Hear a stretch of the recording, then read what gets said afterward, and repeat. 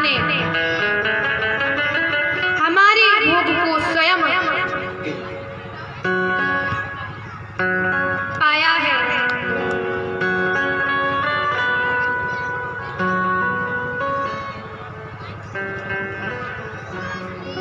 जब इंद्र को पता चला कि ब्रज में मेरी पूजा नहीं हुई है, ब्रज के ब्रजवासियों ने मेरी पूजा ना करके बल्कि गोवर्धन की पूजा की है,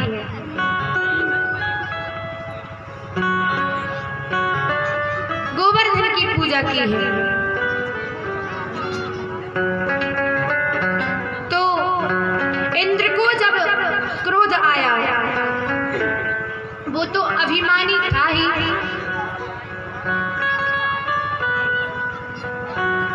जब इंद्र को क्रोध आया तो वरुण देव को आदेश दिया कि जाओ ब्रज में इतनी वर्षा करो, इतनी वर्षा करो कि सारा ब्रज बह जाए, कहीं एक कण भी नजर ना आए, इतनी वर्षा करो।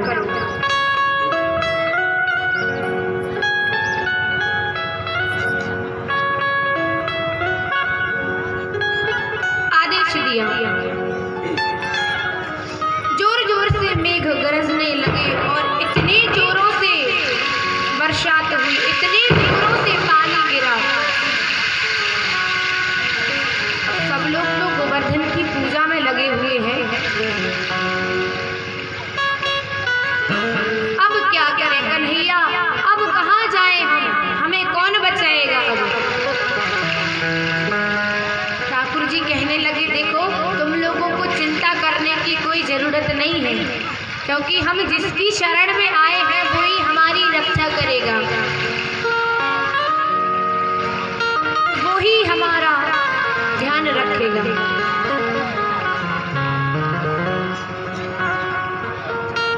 आज भगवान ने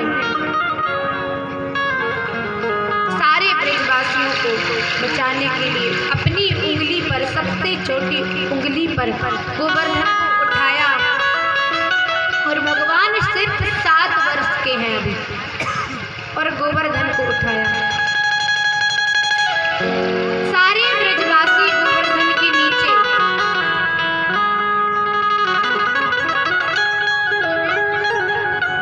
भगवान ने गोवर्धन को उठा लिया।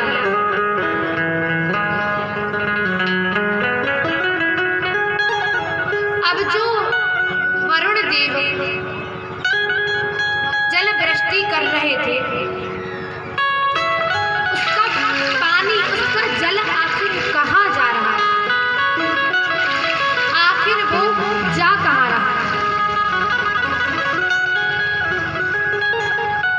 इंद्र ने कहा अपने गणों से कि जाओ देख कर तो आओ, आखिर ब्रज में हो क्या रहा है। जब वो ब्रज में देखने के लिए आए तो यहाँ तो धूल उड़ रही है, ये चमत्कार हुआ कैसे, ये चमत्कार हो कैसे गया। तो बोले कि राम अवतार में एक बार क्या हुआ कि माँ जानकी भगवान से कह रही थी कि मुझे साधुओं को भोजन कराने की बहुत इच्छा होती है, लेकिन कोई साधु ऐसा नहीं आता जो भरपूर भोजन करे, थोड़ा भोजन करते हैं और चले जाते हैं। भगवान ने कहा अच्छा देवी। भगवान ने आंखें बंद की, दुर्वासा जी को कहा कि आप हमारे यहाँ पधारिए और आपका हमारे यहाँ निमंत्रण है भोजन के लिए। आज माता सीता ने भोजन बनवाया, दुर्वासा ऋषि आए, भोजन करने के लिए बैठे, जैसे ही बैठे थाली लगाकर जब माता ले गए, थाली सामने रखी ही है और भोजन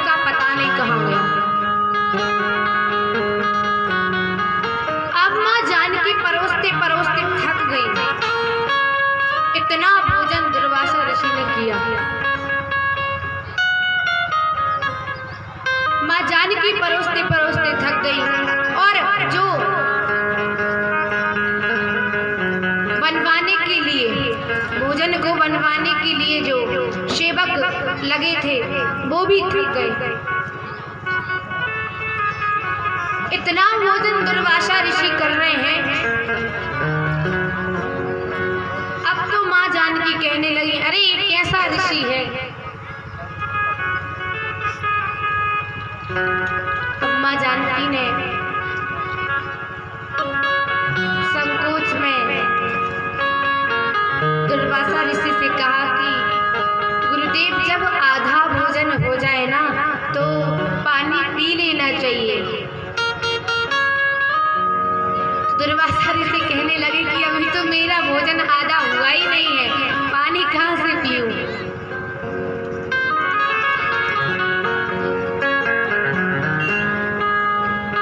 पानी पीने की बारी आई तो माँ जानकी कहने लगी कि मैं इनको पानी कहाँ से लाके दूंगी। जब भोजन इतना किया है, इतना भोजन किया है तो इससे कई गुना दुगना पानी पिएंगे, तो इतना पानी मैं इनको कहाँ से लाकर दूंगी। तो भगवान राम ने इशारा कर दिया कि आप जब द्वापर युग में मैं जन्म लूंगा तब मैं एक लीला करूंगा, गोवर्धन लीला।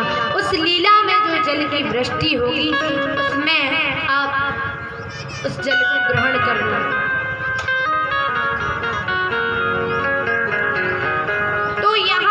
दुर्वासा ऋषि जो वरुण देव जल की वृष्टि कर रहे हैं, उस जल को दुर्वासा ऋषि पी रहे हैं और ब्रज में तो धूल उड़ रही है।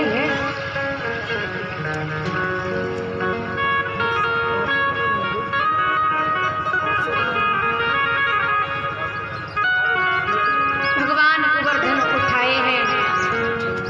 सारे ग्वाल वाल कहने लगे, कन्हैया तू थक गया होगा, आज 7 दिन हो गए तुझे गोवर्धन उठाए उठाए, तू थक गया होगा। हम लोग अपनी लाठियों का सहारा लगा लेते हैं, तू अपना हाथ नीचे कर ले, थोड़ा रेस्ट कर ले, आराम कर ले थोड़ा। भगवान ने कहा ठीक है, तुम लोग ऐसा चाहते हो तो ऐसा ही ठीक है।